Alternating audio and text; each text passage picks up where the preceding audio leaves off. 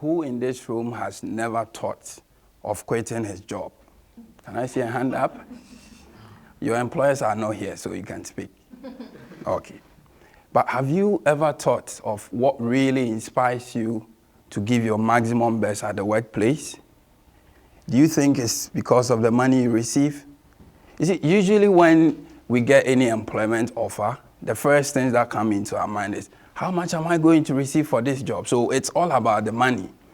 But eventually, as we work for a couple of months or years, we begin to realize that the money alone does not really inspire us to give our best. So we begin to look for other sources of inspiration. How much time do I get for my family? How much am I loved at the workplace?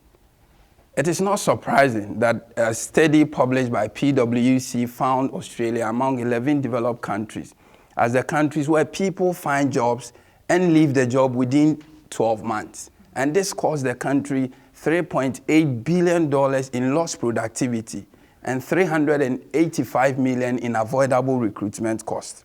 The good news, however, is that previous studies have found that appropriate leadership behaviors at the workplace can help bring out the best out of employees and reduce their intentions of even leaving the organization.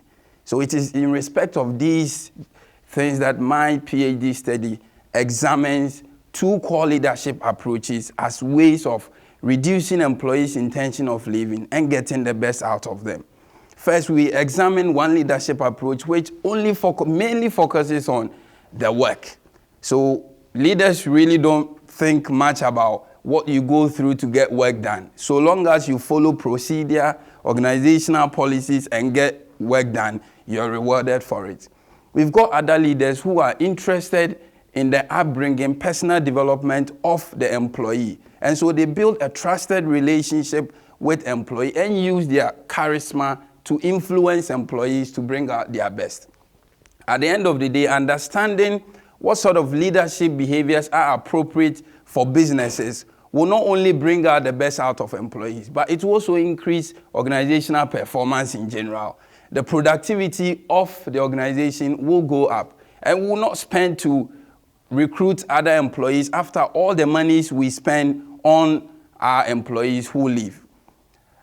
I brought this slide so you can relate to this very well. I'm not sure how many of you know about South African rugby, but during the 1995 Rugby Championship, what do you think led South Africa to the championship glory?